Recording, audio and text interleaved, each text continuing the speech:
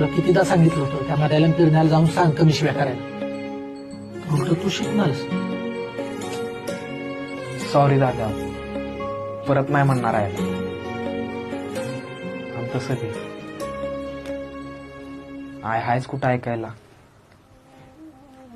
आईला म्हणलो काय आणि तिच्यासाठी रडलो काय. तिला कुठं काय फरक पडतो. बस आईचा विषय नको हवे. का विसरलास होय तिला.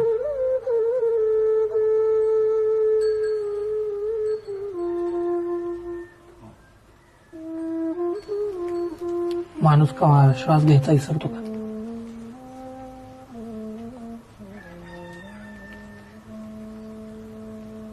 आईचा विषय काढला ना काहीच करू वाटत नाही. कुठं जावं वाटत नाही, काही खावं वाटत नाही. कामावर बी जायचं असतं आम्ही. आणि आपलं दुःख आपल्या पुरतेच बरं आहे. पुढच्याचा काय दोष. त्यांचा दिवस कशाला खराब करायचा.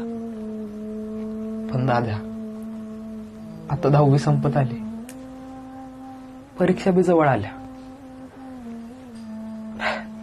आईची लई इच्छा होती मला 10वी पास होताना बघायची. दिसन रात एक करायची माझ्या शाळेसाठी.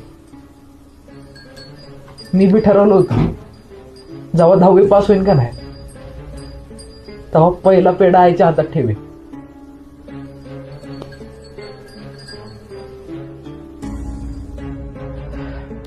आईच्या फोटो समोर ठेवायला लागेल असं कवाच नव्हतं वाटलं दादा.